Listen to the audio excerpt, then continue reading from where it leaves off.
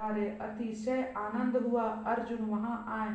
वह अपनी माता से कहता है कि भगवान मेरे सखा हैं, अतः मेरे लिए ही वापस लौटे हैं। कुंती कहती है, रास्ता रोककर मैंने विनती की, इसीलिए वे वापस आए हैं।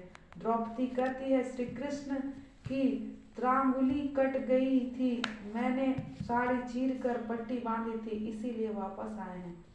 सुभद्रा कहती है, मैं तुम्हारी भांति मुंह बोली नहीं, किंतु सगी बहन हूँ, अतः वे वापस आए हैं। मुझे मिलने आए थे, उस समय मैं कुछ बोल ना सकी, तो सो वे वापस आए हैं। परमात्मा से प्रेम करोगे तो वे तुम्हारे होंगे, सबका प्यारा, किंतु किसी का भी ना होने वाला वह सबसे न्यारा है। वह तो सबको ऊंचा प्रेम सगाई का सिद्ध बनाता है। भीष्माचार्य का प्रेम दिव्य है। कृष्ण कहते हैं, मैं कोई सगाई संबंध को नहीं मानता, मैं तो प्रेम सगाई को ही मानता हूँ। मैं तो अपने भीष्म के लिए वापस आया हूँ। मेरे भीष्म मुझे याद कर रहा है, पुकार रहा है। भीष्म पिता उस समय वानशैया पर सोए हुए थे। उनका मरण सुधारने के लिए भगवान वापस आए थे। महात्माओं की मृत्यु मंगलमय होती है। संतों का जन्म अपनी तरह समान होता है, अतः संतों का जन्म तिथि का उत्सव नहीं मनाया जाता, किंतु संतों की मृत्यु मंगलमय हो उसकी पुण्य तिथि मनाई जाती है। अतः उनकी पुण्य तिथि मृत्यु तिथि मनाई जाती है। भीष्म पिता की मृत्यु किस प्रकार होगी उसे देखने के लिए बड़े बड़े संत और ऋषि मुनि वहां पधारे।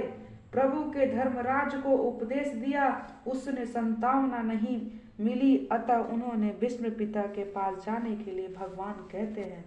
बाण गंगा के किनारे जहाँ भीष्म सोया है, उस समय पर सब आए। भीष्म सोचते हैं कि उत्तरावस्था और उत्तरायण में मुझे मरना है।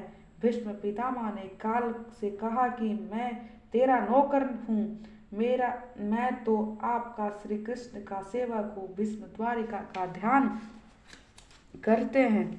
मुझे भगवान से वचन दिया है कि श्रांतियों समय में मैं अवश्य आऊंगा, किंतु वे तो मैं उनका दर्शन करता हुआ प्राण त्याग करके ऐसे सोचता हूँ।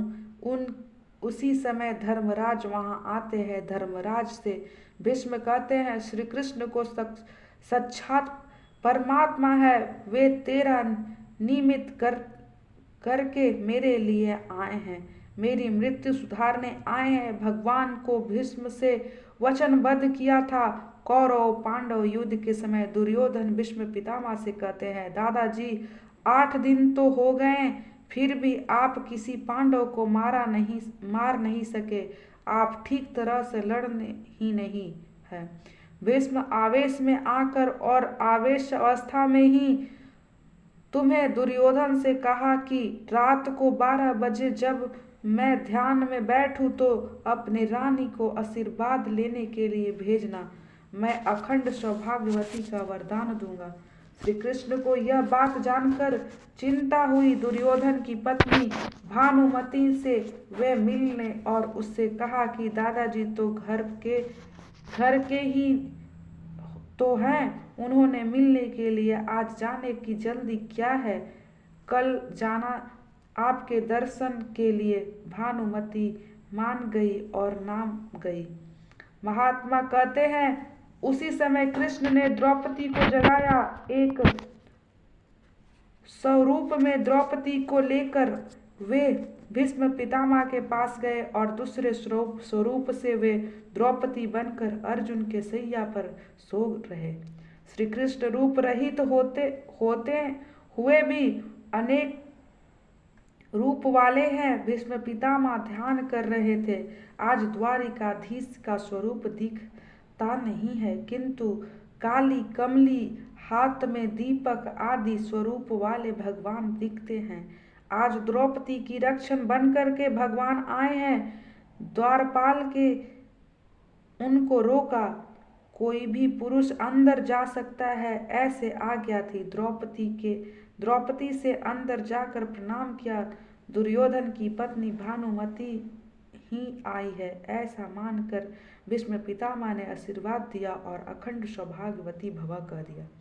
द्रौपदी ने पूछा, दादाजी आपका आशीर्वाद सच्चा होगा? भीष्म ने पूछा कि देवी तुम कौन हो? द्रौपदी ने उत्तर दिया, मैं पांडव पत्नी द्रौपदी हूँ। भीष्म पितामह ने कहा कि मैंने तो तुझे आशीर्वाद दिया है तो सच ही होंगे। पांडवों को मारने की प्रतिज्ञा मैंने आवेशवश की है, सच्चे हृदय से नहीं। मुझे सच्चे हृदय से आशीर्वाद दिया है, वे सच्चा ही होगा। किंतु मुझे तू यह तो बता, तू अकेली यहाँ कैसे आई? मुझे द्वारिका नाथ के सिवा और कौन लाया होगा? भीष्म पितामह दौड़ते हुए बाहर आए। श्री कृष्ण को उन्होंने कहा कि आज तो मैं आपका ध्यान करता हूँ, किंतु त्रास काल में आपका स्मरण ना जाने रहेगा या नहीं। प्राण प्रयाण के समय वित पित्त आदि के प्रकोप से गला रुधन करेगा, तो वैसे समय में आपका स्मरण कैसे करूँगा? सो अंत समय में मेरी लाज रखना पधारिएगा। अंतकाल में भयकर स्थिति होती है, उस समय मुझे लेने के लिए आइएगा। उस समय श्री कृष्ण ने भीष्म पितामह को वचन दिया कि मैं अवश्य आऊँगा। उनको दिए गए वचन का पालन करते द्वारिकानाथ पधारे थे। प्रभु को रोज प्रार्थना करो कि मेरे मृत्यु के समय जरूर आना। शरीर ठीक हो तो ध्यान जप हो सकता है। त्रास काल में दुख का ध्यानुसाधन होता है, जिसके परमात्मा का ध्यान करना कठिन है। भीष्म पितामह श्री कृष्ण का स्तुति करते हैं, नाथ कृपा करो, जैसे खड़े हो वैसे ही रहना। सा देवे दवो भगवान पाछुता केलार यादती हिनो नयम। अर्थात कृष्ण सोचते हैं कि मुझे बैठने के लिए भी नहीं कहा। पुडकलिक की सेवा मुझे याद आती है। तू का राम के प्रेम का भी बार बार पुडलिक को उल्लाहन दिया था कि मेरे विठला स्वामी तेरे द्वार पर आया था, तूने मुझे कदर भी नहीं की। मेरे प्रभु ने तूने आसन भी नहीं दिया। रोज रोज प्रभु के प्रार्थना करो कि मेरे मृत्यु को सुधारने के लिए आना। शरीर को जब शक्ति है तो खूब भक्ति करो और प्रभु को मनाओ। श्री कृष्ण कहते हैं, दादाजी इस धर्मराज को लगता है कि मैंने ही सबको मारा है, मेरे कारण ही सबका सर्वनाश हो गया है। उन्होंने शांति मिले और ऐसे उपदेश आप करो। भीष्म पितामह कहते हैं, रुके धर्मराज की शंका का निवारण मैं बाद में करूंगा। मेरी एक शंका का समाधान पहले करो। मेरे एक प्रश्न का पहले उत्तर दें। मेरे जीवन का निष्पाप हूँ, मेरे मन पवित्र है, मेरा तन भी पवित्र है, मेरी इंद्रियां भी शुद्ध है। मैं उनसे यह बात कर रहा हूँ कि मन की बातें भी जानते हैं। भीष्म कहते हैं, मैंने पाप किया कि नहीं, तो फिर भी मुझे यह दंड क्यों मिल रहा है? मुझे बानसैया का क्यों सोना पड़ रहा है? मुझे अतिशय वेदना क्यों होती है? मैं निष्पाप हूँ, फिर भी मुझे क्यों सजा मिल रही है? भगवान कहते हैं, दादाजी आपने कोई पाप नहीं किया, यह सच है। इसी कारण तो मैं आपको मिलने के लिए आया हूँ। आपने स्वयं कोई पाप नहीं किया, फिर भी आपसे अपनी आंखों से पाप होते हुए देखा है। आपने जो पाप देखा उसी का यह सजा है। कोई पाप करे उसे देखे भी पाप है, किसी के पाप का विचार करना भी पाप है, किसी का पाप देखना नहीं सुनना भी पाप है, किसी से कहना भी पाप है। भीष्म पितामह कहते हैं कि वह पाप मुझे याद नहीं आ रहा, मैंने कौन सा पाप देखा है? श्री कृष्ण कहते हैं, दादाजी आप भूल गए होंगे, किंतु मैं तो नहीं भूला। मैं ईश्वर हूँ, मुझे तो सब कुछ याद रखना पड़ता है। याद करें दादाजी कि एक दिन जब आप सभा में बैठकर वहां दुशासन द्रौपदी को लेकर गया था। आप उस समय वहीं थे। द्रौपदी ने कहा कि धूत में सब कुछ हारा हुआ पति अपनी पत्नी को दांव पर लगा नहीं सकता। दुर्योधन ने कहा था कि अब द्रौपदी दासी बनी है, उसे निर्वस्त्र करो। उस समय द्रौपदी ने आपसे कहा कि हरे हुए पति को अपनी स्त्री दांव पर लगाने का अधिकार नहीं। दादाजी, आप न्याय करें कि मैं जीता हूं या अजीता। उस समय आपने कहा कि दुर्योधन का अंत ग्रहण करके मेरी बुद्धि कुटित हो गई थी और आप चुप रह गए थे। ऐसे घोर पाप सभा में हो रही थी, आप उसे देख रहे थे। आप जैसे ज्ञानी भी शोभा नहीं देता। द्रौपदी का अपमान आप सभागृह में देख रहे थे। द्रौपदी को तो आशा थी आप जैसे ज्ञानी सभा में हैं तो वे न्याय करेंगे। आपने उस समय दुर्धावश होकर के अन्याय को रोका नहीं। अतः निराश होकर द्रौपदी ने पुकारा, हे कृष्ण द्वारिकावासी यादव नंदन, कौरव प्रतिभूता माँ की ना जानसी केशव। अर्थात द्रौपदी की पुकार सुनकर मैं वहां गुप्त रूप से आया था। मैंने सब कुछ देखा। दुशासन द्रौपदी की साड़ी खींच रहा था और आप केवल देखते हुए बैठे थे। सभा में हो रही अन्याय को आपने चुपचाप होने दिया। इसी पाप का आपको दंड मिल रहा है। भीष्म पितामह ने नमन किया। उन्होंने फिर धर्मराज को उपदेश दिया। स्त्री धर्म, आपदा धर्म, राज्य धर्म और मोक्ष धर्म आदि समस्या का महाभारत में शांति पर्व का बोध है। और फिर परम धर्म बताया। युधिष्ठिर ने पूछा कि सभी धर्मों में से कौन सा धर्म को आप श्रेष्ठ मानते हैं, किससे जाप करते हैं जीव जन्म रूपी सांसारिक बंधनों से मुक्त होता है। भीष्म पितामह ने कहा, स्ववर जंगनम रूप संसार के स्वामी, ब्रह्म आदि देवों के देव, देश काल और वस्तु के अपिरछिन्न, क्षर अक्षर के श्रेष्ठ, पुरुषोत्तम के सहस्त्र नामों का निरंतर तत्पर्य से गुण संकीर्तन करने से मनुष्य सभी दुखों से मुक्त होता है। विष्णु सहस्त्र नाम का पाठ करना ही परम धर्म है। शिव महिमा और विष्णु सहस्त्र का रोज पाठ करो। शिव जी स्तुति करने के ज्ञान मिलता है, ज्ञान से भक्ति दृढ़ होती है। विष्णु भगवान की स्तुति करने से पाप जलता है। विष्णु सहस्त्र नाम के पाठ करने से ललाट पर लिखी हुई विधवता के लेख भी बदल जाती है, विधाता के लेख भी बदल जाती है। जन्म मरण के बंधन भी जीवों से मुक्त हो करता है। भगवान शंकराचार्य के विष्णु सहस्त्र नाम का पाठ बहुत प्रिय था। उन्होंने सबके पहले विष्णु सहस्त्र पर भी भाग लिखा है। उन्होंने अंतिम ग्रंथ है ब्रह्मसूत्र का भाष्य शंकरा भाष्य है और फिर उन्होंने कलम छोड़ दी।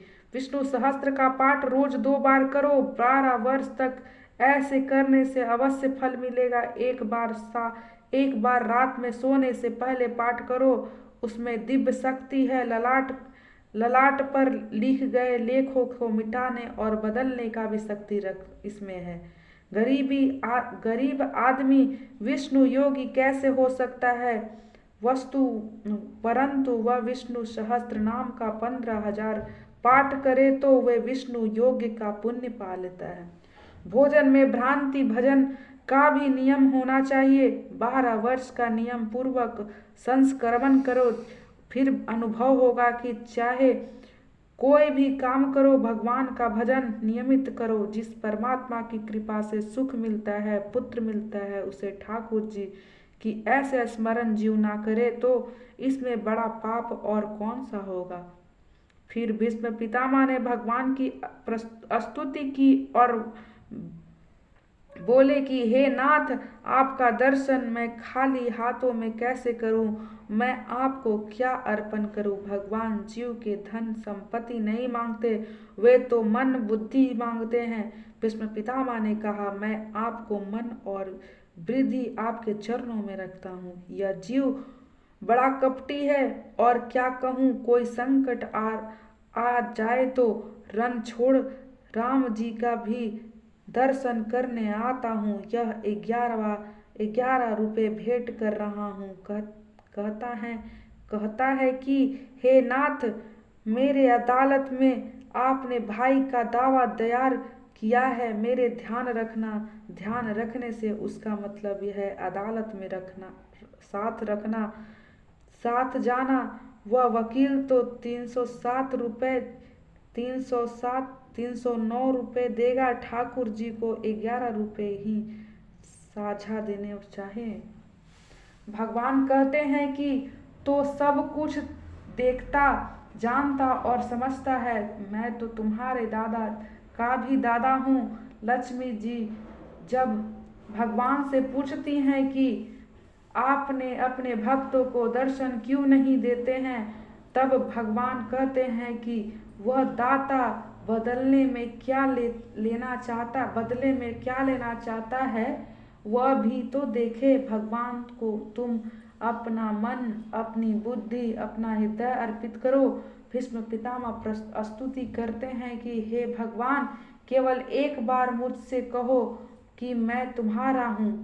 भक्त की मृत्यु के सुधारती है, सार्थक करती है। ज्ञान और भरोसा मत रखो, आत्मा शरीर से अलग है, यह तो सब जानते हैं, परंतु इसका अनुभव सबको नहीं है। दुख होता है तब मन में देह ध्यास होता है।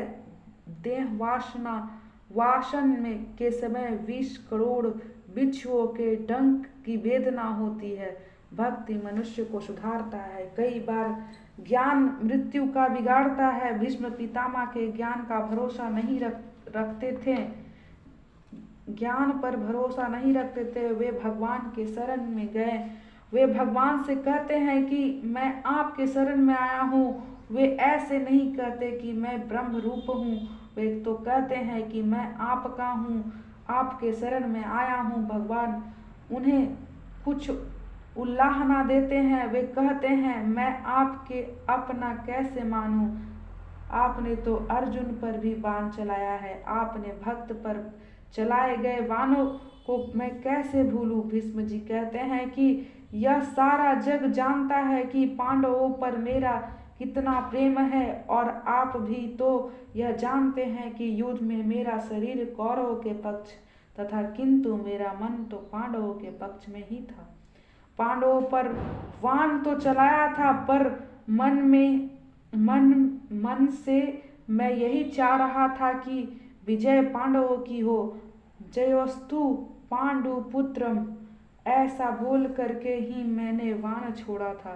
कृष्ण कहते हैं कि फिर भी आप शरीर से तो पांडवों के पक्ष में नहीं थे, आपने कौरवों के पक्ष में रह करके पांडवों के साथ युद्ध किया है। आप जब मन में पांडवों के साथ थे, तो फिर भी तन तो पांडवों के साथ क्यों ना रहा। भीष्म पितामह कहते थे कि हे प्रभु, मैं उस समय आपके दर्शन करना चाहता था। आप अर्जुन के रथ पर थे।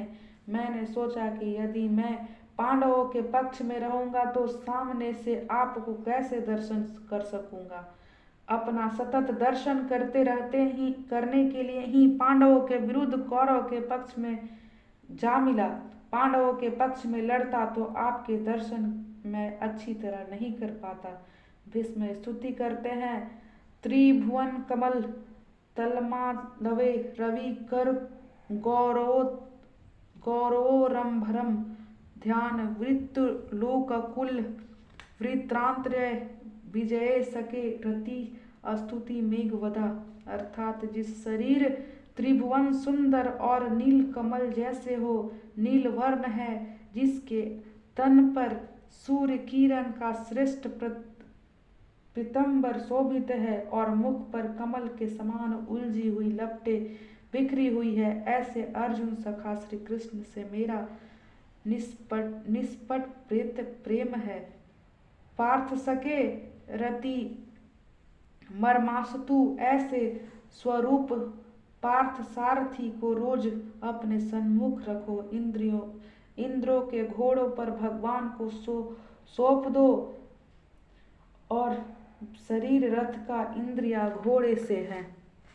अपनी निष्काम बुद्धि और मन को आपको अर्पित करता हूँ। अति रूप कमलित विश्व तृष्णा मन को केवल भगवान को ही देने की वस्तु है। भक्ति फिर भी जगत में कोई स्त्री को मन देता है तो कोई पुरुष को। भगवान तो कहते हैं कि तुम अपना धन आदि नहीं किंतु मन ही मुझे दो। भगवान कृष्ण सोचने लगे कि वयोवृद्धा भीष्म पितामह बहुत समझदार है, कितना मीठा बोलता है। यह जीव जब ठाकुर जी के कुछ अर्पण करता है तो उन्हें बड़ा संकोच होता है। भगवान आगे सोचते हैं कि युद्ध के समय भी भीष्म पितामह का विलक्षण मूर्ति मुझे याद आती है। उनके मुख पर बिखरी लटें, घोड़े पर पांव पर उखड़ती हुई धूल मटमैली हो रही थी और सुख पर पसीने की छोटी छोटी बूंदी झलक रही थी। सुंदर कवचधारी कृष्ण के प्रति मेरा शरीर, अंतकरण और आत्मा समर्पित हो जाए। प्रभु के प्रार्थना करो कि मेरे शरीर रथ पर आप विराजे, मेरे शरीर रथ पर द्वारिकाधीश विराजे। मेरे भाव मन में करो ऐसे इंद्रिया रूपी घोड़े प्रकुंस में ना रहे तो प्रभु को तुम अंकुश कर सकते हो। मेरे धुरा आपके हाथ में रखा दी है। मेरे इंद्रियों को वश में रखना, मेरे रथ सकुशल पार करवा देना। प्रभु की शरण ग्रहण करने वाले का ही मरण सुधरता है। हे नाथ, जगत में आपने मेरी प्रतिष्ठा कितनी बढ़ाई है, मुझे कितना सम्मान दिया है। मेरे प्रतिज्ञा रखने के लिए आपने अपनी प्रतिज्ञा छोड़ दी। स्वनिगम मापाह मत प्रतिज्ञात मृत्यु पधिकृतनम, अर्थात श्री कृष्ण के महाभारत के युद्ध में कोई भी अस्त्र शस्त्र धारण ना करने की प्रतिज्ञा थी।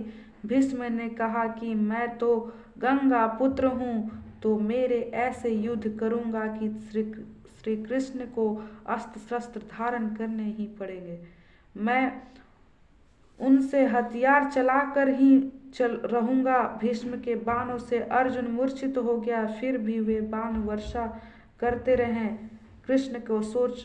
कृष्ण सोच कि यदि भीष्म बाण चलाते रहेंगे तो अर्जुन को मृत्यु हो जाएगी, महा अनर्थ होगा। मेरी प्रतिज्ञा चाहे टूट जाए। भगवान रथ पर से कूद पड़े, सिंह की भांति दहाड़ते हुए रथ चक्र लेकर के भीष्म की ओर दौड़ते रह गए। भीष्म ने उसी समय कृष्ण को नमस्कार किया और भगवान का जय जयकार किया।